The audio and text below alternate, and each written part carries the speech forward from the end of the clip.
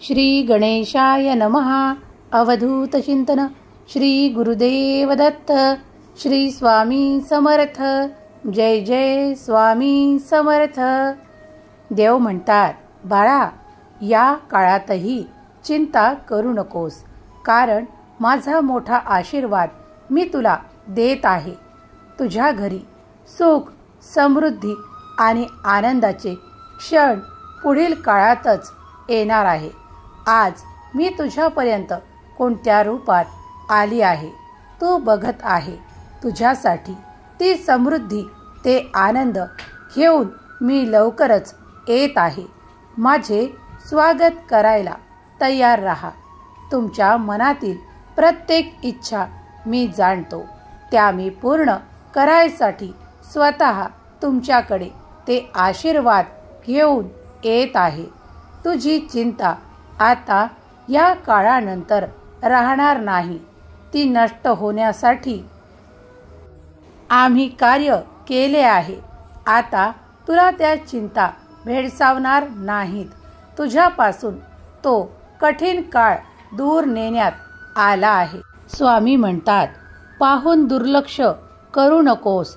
जर हा स्वामी संदेश तू ऐकत आहेस तर तू नशीबवान ठरशील. तुझ्यासाठी तेही तुला देण्यात येईल. जे मार्ग तुला अद्भुत आहेत ते तुझ्यासाठी आम्ही मोकळे करत आहोत.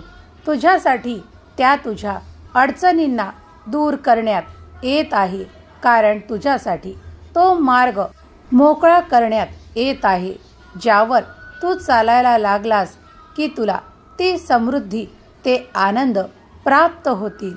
देव म्हणतात, मनात या क्षणाला शंका घेऊ नका, कारण शंका असते तिथे नैराश्य येते, आणि जिथे उत्साह येतो तिथे तुम्ही नाम जाप करता.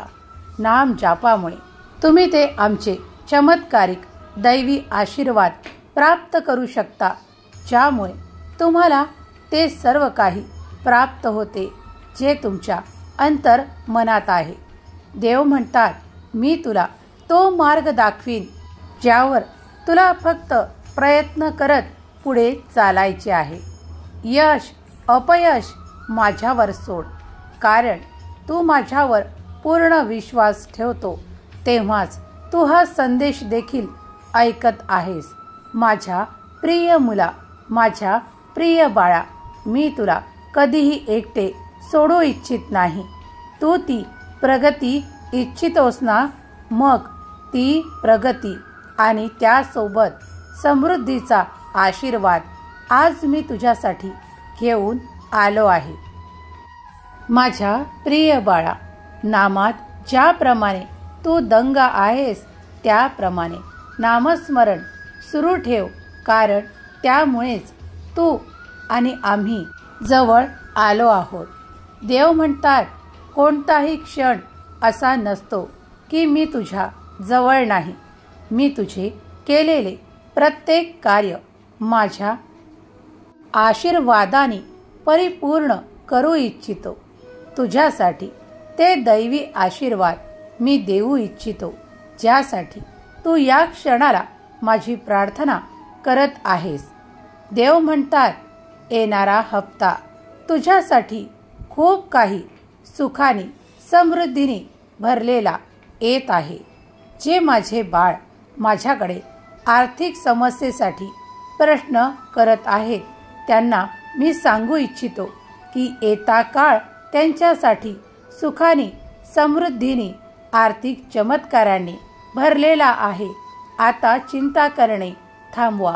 या क्षणाला जास्त नैराश्याचे विचार जर तुमच्या मनात असतील तर ते आमच्या चरणावर सोपवून निश्चिंत व्हा.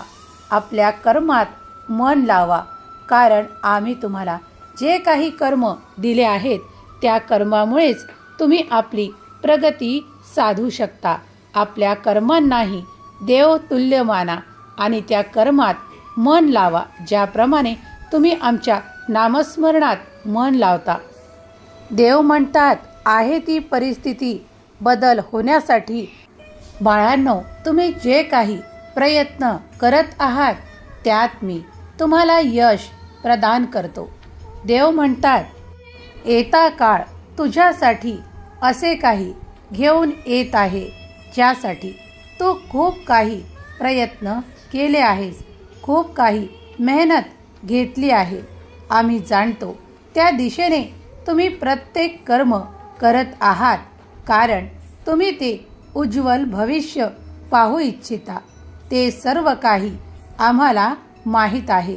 त्यासाठी आम्ही तुम्हाला मोठा चमत्कारांचा आशीर्वाद देऊ इच्छितो.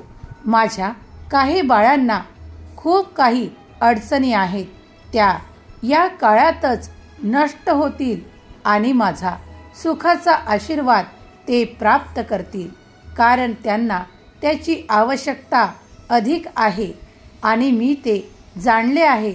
म्हणून मी त्यांना तो भरभराटीचा आशीर्वाद आज या क्षणापासून देऊ इच्छितो. त्यांच्या जीवनातील ते कलहाचे प्रसंग आजपासून समाप्तीला जातील आणि त्यांच्यासाठी ते आनंदाचे क्षण आणि प्रेमाचे क्षण ते प्राप्त करतील. त्यांच्या परिवाराबद्दल, कुटुंबाबद्दल त्यांना आजपर्यंत भेडसावणाऱ्या अनेक चिंतातून ते मुक्त होतील, कारण माझा मोठा आशीर्वाद ते प्राप्त करत आहेत. त्यांचे आता सुसंवाद अधिक वाढतील, त्यांच्यात एकोपा वाढेल, कुटुंबात एकत्रित येऊन खूप काही प्रसंग, आनंदाचे क्षण ते प्राप्त करतील. दैवी आशीर्वाद त्यांनी प्राप्त केला आहे, ते माझ्या सेवेत रुजू आहेत. त्यांना मी सांगू इच्छितो की येणारा काळ सुखाने, आनंदाने खूप भरपूर राहणार आहे. त्यासाठी तुम्ही सज्ज व्हा. आम्ही तुम्हाला त्या नैराश्यातून काढू इच्छितो, त्या अंधारातून काढू इच्छितो. तुमच्यासाठी आमच्या चैतन्याचा प्रकाश आम्ही देऊ इच्छितो. त्या प्रकाशात तुमचे जीवन अगदी उजळून निघेल. देव म्हणतात, तुझा विश्वास आमच्यावर आहे ना? मग निश्चिंत राहा. आम्ही कालही होतो, आजही आहोत आणि उद्याही राहणार, तुझ्या पाठीशी सदैव. निरंतर प्रयत्नांना चुकू नकोस, कर्मांना चुकवू नकोस, कारण ही जी कर्म तुला दिली आहेत त्या कर्मातूनच तुला ती समृद्धी प्राप्त होईल, ते आनंद तू प्राप्त करशील. देवांनी प्रत्येकाला आपल्या योजनेनुसार काही कार्य सोपवली आहेत. ती कार्य तुम्ही नीट पार केली की तुम्हाला ती समृद्धी प्राप्त होईल. तो चमत्कारांचा आशीर्वाद तुमच्याकडे देव पाठवू इच्छितात, तो तुम्ही आनंदाने स्वीकार करावा, अशी देवाची इच्छा आहे. देव म्हणतात, या क्षणाला खूप काही बाळ काही भ्रम पाळून बसले आहेत. ते भ्रम मी नष्ट करायला आलो आहे. माझ्या चैतन्याचा आशीर्वाद मी त्यांच्यावर वर्षावासारखा करू इच्छितो, त्यात ते नाहून निघतील. देव म्हणतात, आमच्यात ते सामर्थ्य आहे जे तुम्ही आपल्या श्रद्धा भक्तीने ओळखू शकता. तुम्हाला माहीत आहे, देवाचे सामर्थ्य आहे की ते अशक्यही शक्य करायला तुमच्यासाठी तयार आहेत. तुम्ही फक्त विश्वास ठेवा. देव म्हणतात, जो कोणी हा संदेश या क्षणाला ऐकत आहे त्यावर माझी विशेष कृपा झाली आहे. त्याकरताच मी तुमच्यापर्यंत हा संदेश देत आहे. जे कोणी बाळ खूप श्रद्धेने, विश्वासाने माझे काही संकल्पयुक्त पूजा करत आहे, त्यांना मी सांगू इच्छितो, त्यांनी जे काही संकल्प केले आहेत ते सर्व काही निर्विघ्नपणे पूर्ण होऊन त्यांना तो आशीर्वाद देण्यात येईल, ज्यासाठी ते प्रयत्न करत आहेत. स्वामी आईचा हा संदेश जो कोणी ऐकेल त्यावरचे अटळ संकट टळेल. त्यांच्या मनातली प्रत्येक इच्छा, शुभ इच्छा स्वामी आई स्वतः पूर्ण करून देतील. देव म्हणतात, बाळा, मी तुला आज कोणत्या रूपात दर्शन द्यायला आलो आहे हे काही वेगळे सांगायची आवश्यकता नाही. मी तुला ते चमत्काराचे आशीर्वाद द्यायसाठी आलो आहे.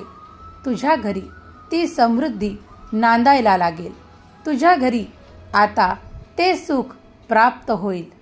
ज्या वैभवासाठी तुम्ही इतके प्रयत्नरत आहात ते वैभव आता काही काळातच तुम्हाला प्राप्त होईल. बाळा, तुझ्या केलेल्या प्रयत्नांना मी खूप मोठे यश देऊ इच्छितो. म्हणूनच आज तुझ्यापर्यंत हा संदेश पाठवत आहे. बाळा, बरे केलेस हा संदेश न टाळता ऐकायला घेतलास. मी तुला सांगू इच्छितो, या दिवाळीपर्यंत तुमच्या घरी ती समृद्धी, ते ऐश्वर्य, ते आनंद लखलखायला लागेल. होय बाळा, तू सत्य ऐकत आहेस, कारण तुझे कर्म मी पाहत आहे.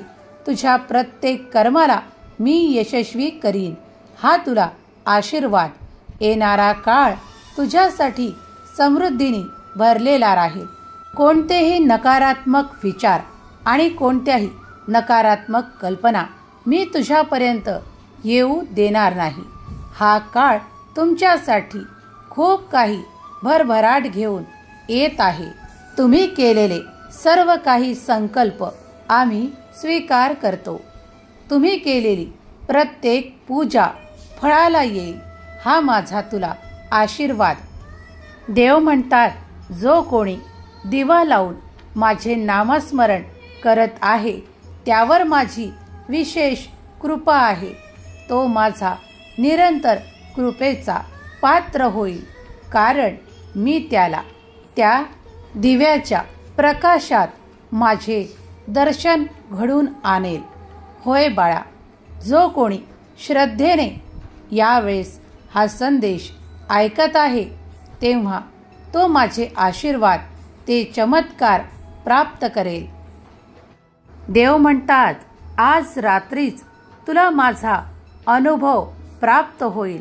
विश्वास कर, श्रद्धेने दिवा लाव आणि पुढे बसून तू जेव्हा नामस्मरण करशील तेव्हा तुला माझे दर्शन होईल. देव म्हणतात, खूप बरे केलेस. हा संदेश शेवटपर्यंत ऐक, कारण हा जर संदेश तू सोडून पुढे गेला असता तर तू खूप काही गमावले असते. माझ्या प्रिय बाळा, मी तुझ्यासाठी तेही देईल जे तुला आज अशक्य वाटत आहे. देवांचा, परमेश्वराचा आशीर्वाद तू या क्षणाला प्राप्त करत आहेस. तुला त्या दैवी योजनेचा भाग आम्ही स्वतः बनवून घेतले आहे. बाळा, तुला सांगू इच्छितो, तू जे कार्य हाती घेशील त्यात मी तुला कधीही अपयश येऊ देणार नाही. पण तूही आपल्या कर्मात जे काही कर्म करतोस ते योग्य दिशेने करत चल. आणि जेव्हा जेव्हा तुला ती काही दान द्यायची संधी प्राप्त होते तेव्हा मात्र मनापासून ते दान दे. तेव्हा तुझ्यासाठी सुख समृद्धीचे ते द्वार ईश्वर स्वतः उघडतील आणि तुला ते 100 पट परत करतील. देव म्हणतात, या क्षणाला मनात शंका कुशंका घेऊ नकोस, कारण माझा मोठा आशीर्वाद तू प्राप्त करत आहेस. ती सुयोग्यता मी तुझ्यात पाहिली, म्हणून हा भरभराटीचा, समृद्धीचा, ऐश्वर्याचा आशीर्वाद घेऊन मी तुझ्यापर्यंत आलो आहे. आता तुमचे द्वार, मनाचे द्वार उघडे ठेवा. त्यातून ते आशीर्वाद तुम्हाला प्राप्त होतील. देव म्हणतात, जो कोणी या संदेशावर विश्वास ठेवेल त्याला ते सर्व काही प्राप्त होईल. देवाचा मोठा आशीर्वाद ते प्राप्त करत आहेत त्यांच्यावर देवांची अखंड कृपा आहे. देवांचे नामस्मरण तुम्ही नेहमी करत राहा. त्यामुळे तुम्ही देवांजवळ निरंतर राहाल. देवाची अखंड कृपा प्राप्त कराल. तुमच्या सोबत येणारा सर्व काही काळ शुभ आहे. निश्चिंत राहा. चिंता करू नका. मी सदैव तुमच्या पाठीशी आहे. सुखी रहा बाळा. तुझे कल्याण होईल. श्री स्वामी समर्थ. श्री स्वामी समर्थ. श्री स्वामी समर्थ.